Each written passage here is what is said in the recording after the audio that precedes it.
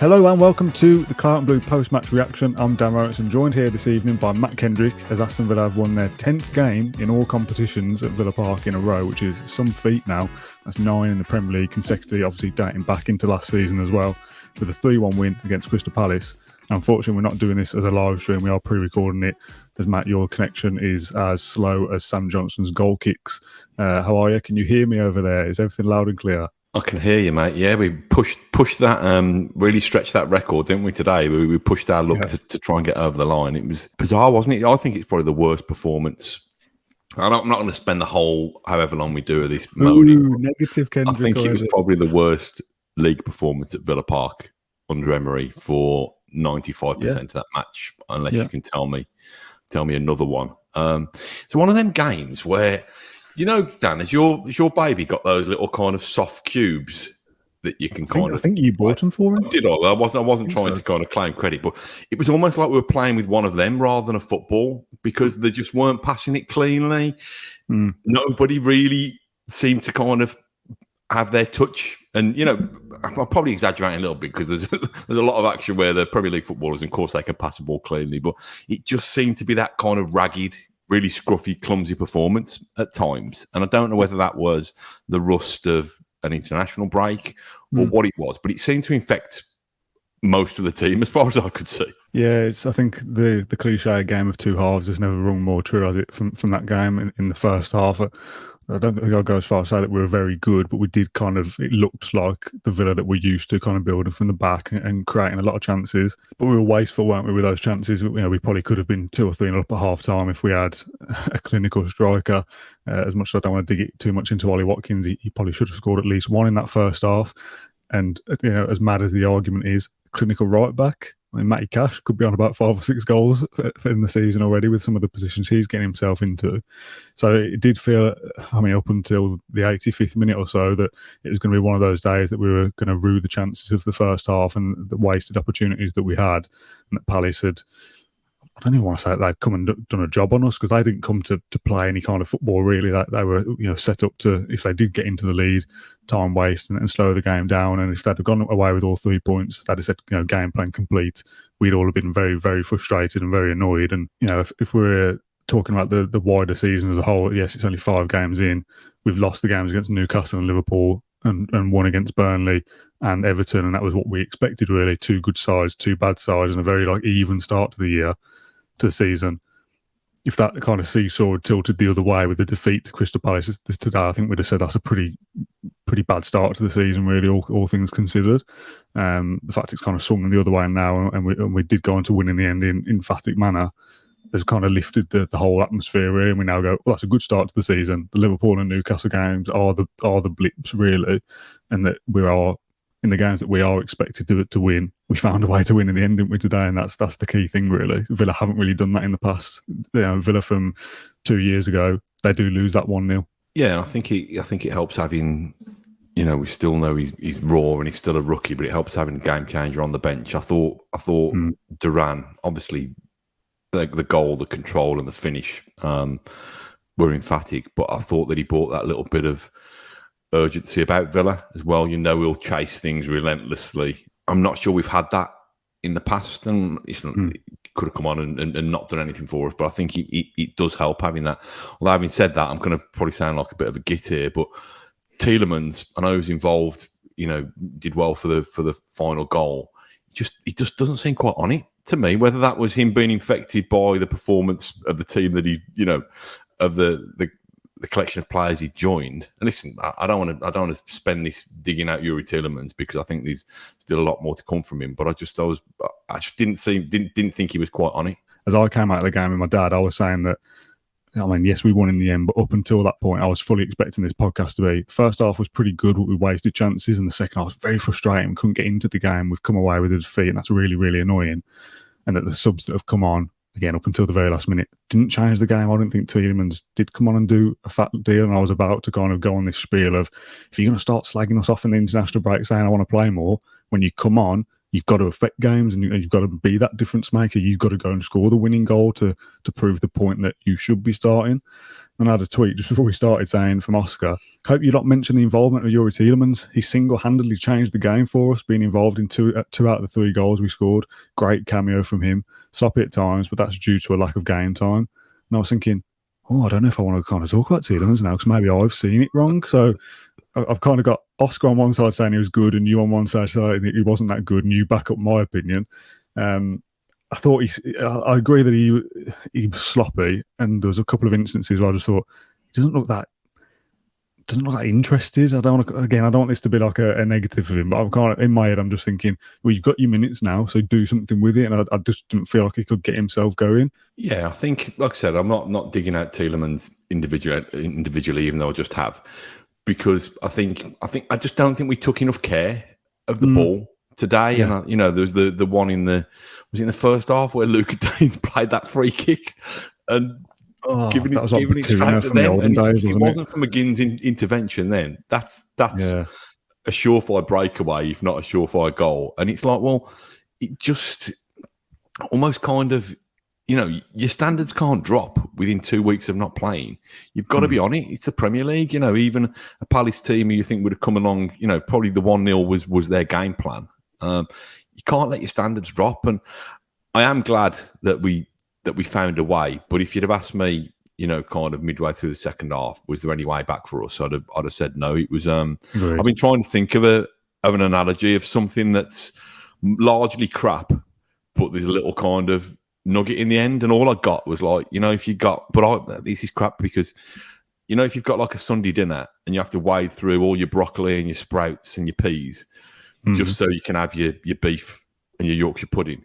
But I quite like the vegetables anyway, so it doesn't quite work. As we're talking there, though, about like Villa, almost like, will we find a way back into it? The podcast that I did with Alex Berwick in the international break, we spoke a little bit, I don't know if it was actually in the final edit or whether we were just chatting off air, but we had this conversation of like, well, if Villa go ahead, and certainly early in games, they tend to win and look good and play nice football, and we're all very happy.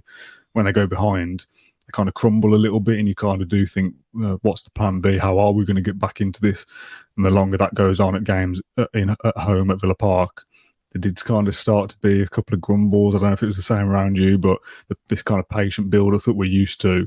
When you're 1-0 down, that didn't really wash with the people that were sat around me. It was like, come on, faster, like we need a bit more tempo here, but they kind of have got to stick to their principles because you know that you can kind of turn in an instance and all of a sudden you're at the other end of the pitch. That's the first time, according to Aston Villa Stato on Twitter at least anyway, or X now, today's the first time Aston Villa have come from behind in the Premier League to win a game since November 2022 away against Brighton. I don't know how many times we've gone behind since November 2022, but when we do, we don't come back from it. So the fact that we've been able to do that and in the manner that we did it, obviously, scoring in the last few minutes of the game is always extra nice. I'm pleased that we've been able to find that, and I'm just hoping that substandard second half performance until the 88th minute is a sign of things that we won't see that too often under Emery, and even if we do, hopefully we've now kind of discovered a way to win when we're not even playing that well. Yeah, I think we were a little bit worried, weren't we, that Villa did have a soft underbelly when they fell behind. So that, if anything, although it was a long, hard slog to get there, shows that should hopefully galvanise us and show, well, remember that time where we were nowhere near our best and we dug out a result in the last minutes of the game. So I think it's encouraging from that point of view. I think you've got to give credit to Crystal Palace in a way as well, because they played it. The Sam Johnson time wasting. If that's Emi Martinez at any away ground in the country, we're lapping that up and we're loving it. And I actually think just at the time where Ollie Watkins has pinged that one off the bar, and it's Sam Johnson on the back of the head and gone for a corner, then he's gone down for about 6 or 7 minutes.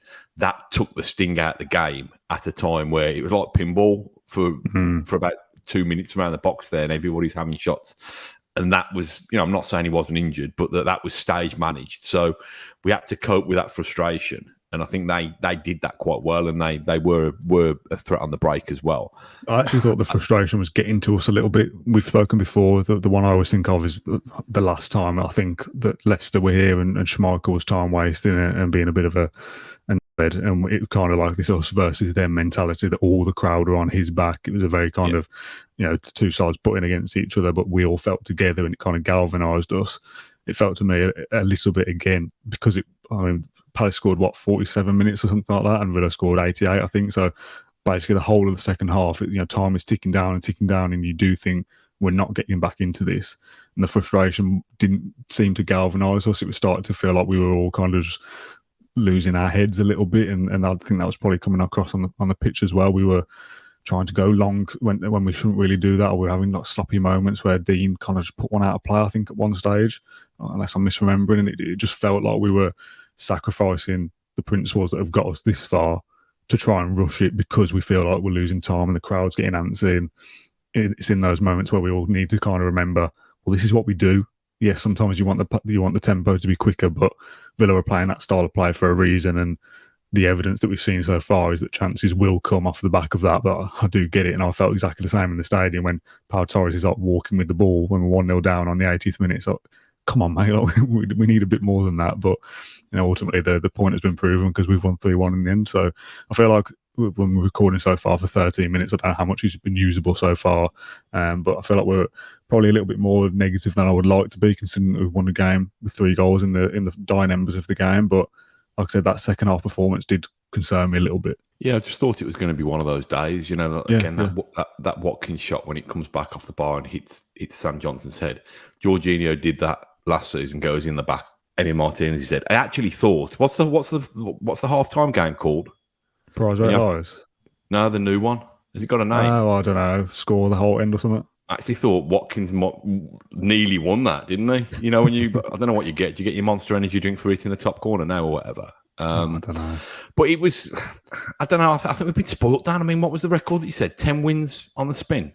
10 wins at home at Villa Park in all competitions. That includes Hibs. 9 games in the Premier League, though, which is very good. What was the last game we didn't win? Oh, that's a good question. I've not prepared. I know that the start of the winning run was Crystal Palace. Last time we lost at Villa Park, Arsenal maybe, was it? Because obviously I was on paternity leave when we were just getting into the start of the run, so that period of time was very hazy for me. But Arsenal, yeah, Man City. Arsenal on the 18th of February. Love to see it. That's the last time we lost at Villa Park. Yeah, and we lost 2 in a row because we lost to Leicester. Yeah, we lost to Arsenal at Villa Park. And a few weeks earlier, we'd lost to Stevenage as well. I thought you could sense the frustration, but I don't think it ever manifested itself in a really, really negative way. I don't think no. There was kind of no booze or no real kind of catcalling or whatever you want to say to move the ball quicker. I think we all felt it, but I think we kind of were invested in this strategy that says, trust the process, if you like, trust the plan. What did you think of the comeback then? Because I know we sometimes jump chronologically and stuff. Because I'll tell you what I wanted to talk about is probably the 2 VAR things as well. I know we've not seen the replays back, so we're speaking a little bit blind here, and probably everybody who's listening will have seen it, and we'll be able to have a much. That's what this show is, though, isn't it? We're here to give our kind of raw reaction to it. By the time we do our next podcast on Monday, if we're still talking about this game, we'll have seen things back and seen the analysis and whatnot. The VAR thing, let's talk about it in a couple of instances then. Being in the stadium is still so bad, isn't it, for when there's a VAR check? You just don't know what's going on. So the first one, I assume the ones you're talking about, Diaby, his offside goal, and then obviously the penalty. For Diaby's goal, I actually thought he was offside in real time. I'm not in line with it, but I'm down low. I'm kind of close to it, and my first thought was it's tight at least. So I didn't really celebrate when that went in, because I thought it's tight. This will be looked at least. There's a huge wait, comes up, checking VAR. Nice new graphic actually on the big screen. I noticed looking smarter than last season. It's just sort of boring point for me to make. But you just don't know what's going on, and I thought they were going to be this season showing things in stadium, or at least maybe talking through it a bit more, and it was just checking possible offside or whatever, and you just kind of stand there waiting and thinking, well, if they're looking at it, it's probably going to be ruled out. And then the decision is given that it is ruled out, and I kind of thought, I did think it was. They show a freeze frame on the big screen with the lines on it, but I don't know how far away the Trinity Road stand is from the big screen that's away from it. It's like a gnat's dick, isn't it, by looking up at the players on there? They're just tiny. What am I supposed to take from that? All I can see is just one red line and the group of players. The only thing that I got from seeing that replay up on the big screen was what I thought in real time. Yeah, it looked tight. In real time with the naked eye, I saw the linesman flinch as if to raise the flag. Really? And then change his mind. And again, he's on the opposite side, so it might have just been me just kind of falling asleep or something. But because he's thinking if I flag, like they'll check it anyway. So I'll just say, so I've got a safety net. Listen, I don't know what's going on in the subconscious mind of whatever lino it was, but you could just. So the fact that he, even in that very moment, wasn't quite sure. I thought, well, like you, got in the habit of half celebrating. I mean, I think the thing I found interesting about that was, and again, this probably sounds like I'm being harsh on Ollie Watkins, but Watkins has a chance earlier in the game, probably could have advanced with the ball, and doesn't hit the strike, hit the shot in enough in the corner that he wants to, and Sam Johnson makes the save. Diaby, that's in the net before I've even seen the through ball come through, and it just felt the difference in terms of how clinical he was. But listen, there'll be times when Watkins will be clinical. So it was just frustrating because I think we were obviously the better team in the first half, and Palace were set up just to contain us. But that proved to be a big moment, because if we'd have scored that goal, the second half, I think, would have started a lot more differently. I think it would have been, not saying it would have been a procession, but I think it would have been a 2-goal. We'd have won 2-0 or whatever. We wouldn't have had the late drama necessarily. But that was a big moment. But until I see it back, I can't say that we were robbed or whatever. Just frustrated by the VAR. They're saying that, offside is offside, isn't it? Either is or it isn't. So if they've given it, it obviously is offside, but it's one of those ones where we'll all debate it as football fans, that if it looks tight and the on-pitch linesman doesn't give it, what happens to like giving the attacker the benefit of the doubt if it's that close? Like, should there be daylight between the defender and the attack, and all these different things? Like, there's some ambiguity around the rule still, and it's frustrating. And if we'd have lost today, we'd probably be debating it more and saying, "Oh, come on, like, you've got to be a X amount offside for it to count, not to be level," and all these different things. And ultimately, it hasn't mattered, but it does affect the flow of the game. And before we talk about the penalty one and stick with VAR, let's just touch on Watkins very quickly. We've spoken about him so much over the course of the season so far, and for the last year maybe, since he had his hot streak of scoring 9 and 11 goals, was it? When he doesn't go through a hot streak, he's not good enough. He's not good enough to be the main man. His finishing's poor. He's this, is that. And everyone's got their own opinion on Ollie Watkins, and I have defended him probably more so than some others would like to. And I know that people who don't like him and don't rate him are probably sick to death of me saying, "Oh, he's all right, he'll come good and he'll score goals," and I believe in him. And that's the way I feel. Having said that, he should have scored 2 goals in the first half. That chance, or at some point during the game, the second one I'm thinking of might be in the second half. First one he has when he gets through on goal. We've said it before, haven't we? When Ollie Watkins has got time to think, it's the opposite of Luca D. When he's got time and space, he'll put a good ball in. When Ollie Watkins has got time and space, I always worry that he's not going to finish, or he's going to overcomplicate it, or he's going to fluff his lines, and that's what he did. He just didn't get enough on it, really. When he kind of a ball bounces to him and he's more instinctive, I feel that's where he's at his best. And that kind of pinball football you mentioned towards the end of the game, I was half expecting Watkins just to tap one in out of nowhere, because that's the kind of striker he is sometimes. And the other instance I'm thinking of is, I think Cash put the ball in. Again, I've not seen it back, but how I felt of it in real time was that Watkins should throw himself at that ball. I felt like on the 6-yard box. First half, when it Cash almost volleyed it across the 6-yard box, and it's one of those ones where you stretch your toe out, anticipate, even if, just gamble. There might have been maybe a bit more pace on it than I thought, and if I see it back, I think, actually, he's never going to get to it. But in real time, I thought, you've got to throw yourself at that. He did wallop it across the face of goal, to be fair, but put still yourself in the net as well. Make the move towards it.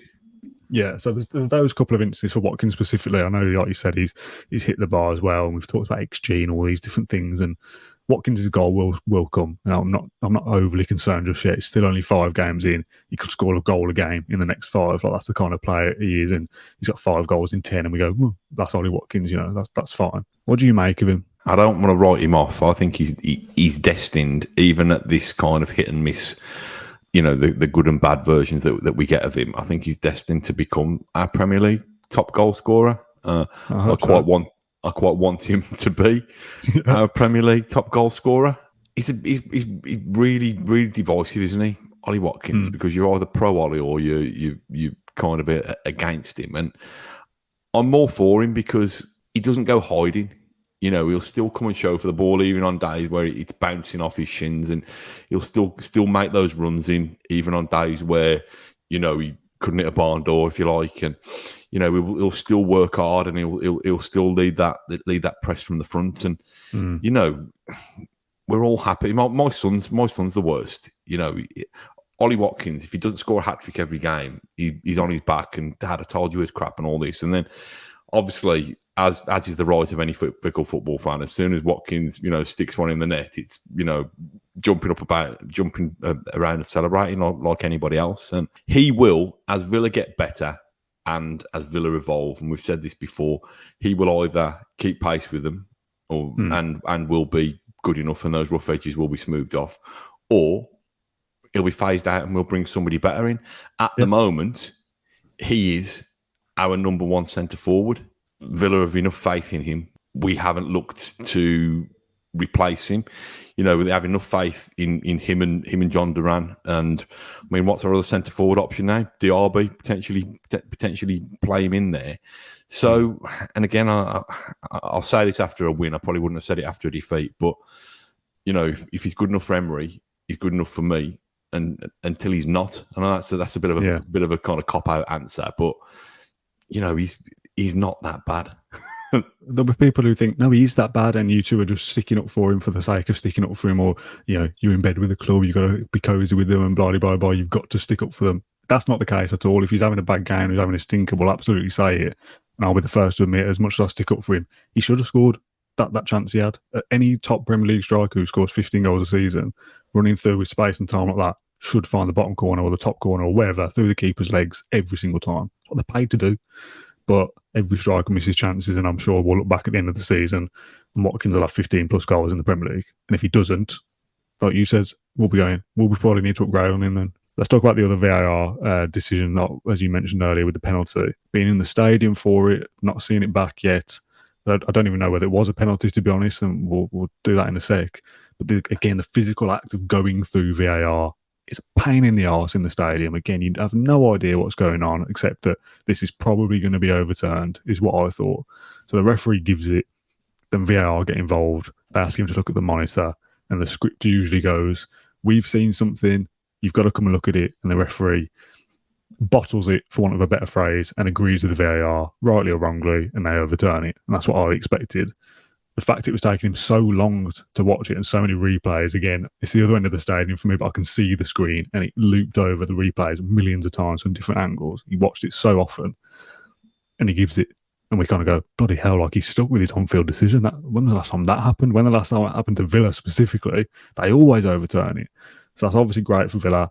Whether it was a penalty or not, I assume, like me, you've not seen it back and don't actually know because we're far away from it. Again, people watching it back will know. But that doesn't happen, does it? If VAR say, come and look at it, they normally change their mind. It made me laugh because there's a fella who sits up by me, Stuart. He's a really good bloke. When Villa are frustrating him, he'll let it be known, shall I say. And when the ref was going over, I mean, I don't know. In the stadium, it seemed like he took about 3 or 4 minutes. Now, I'm sure it wasn't that long. I think it was. I think Dad said that the timer on the big screen was 93 when it was given, and it was about 97, 98 when it was like decision made to go and take it. Well, it did feel like that. And this Stuart, this lad, this fellow who sits near me, he was like, "Come on, referee, don't be bullied by them. Be brave. Have the courage of your convictions. Stand up for yourself." And, so when he obviously, after loads of messing about, he awarded the penalty, and Dougie Luiz stuck it away. He came and wandered up to me and said, "I'd like to think I influenced that match. I'd like to think I played a part in it." But it made me think, what would just VAR in any other walk of life, if there was that much messing around and fanning around to try and get a decision? Like, you get your GCSE results and they're up on the wall at your school, and then they're like, well, actually, got to recount every mark, guys. Come on, we'll have another look at that C grade. We're going to go and have another little look, and it's just like, at some stage, and I think we've hit on this before, and we can get dragged down by, get bogged down talking about VAR. It's the in-stadium experience. They won't show us the controversial decision. We pay an extra for our season tickets, yada yada yada. Why don't we get to see this? We're invested in this sports experience. Please loop us into what the hell's going on. The thing is with VAR, and I don't want to talk about it too much, we've spoken about it a million times, but it doesn't look like it's going to change. So they've made a rod for their own back, haven't they, with the clear and obvious tagline that comes with the VAR? Because you think, well, if it's going to take you a million replays and 5 minutes to work it out, you've not been called over for a clear and obvious error. If you've given a penalty and you are wrong, that's fine and it can be overturned. But if you can't see that that's clear and obvious within 2 or 3 replays in about 30 seconds, it shouldn't have crossed the threshold enough to say it's an obvious error, we have to change it. That Diaby one, it looks, again, I've seen it on the big screen, it looks level basically with the line that they've drawn. That's not, if the referee's flagged it for offside and isn't, and they show it and it's level with the line, that's not clearly and obviously wrong, is it? So the kind of phrase that they've used in the terminology, VAR should be used for howlers. If he's 5 yards onside and it's been flagged offside, it's clearly and obviously wrong, and you'd watch one replay and go, yeah, clearly wrong, let's change it. We've sent the wrong man off, clearly wrong, we can see it, we can change it.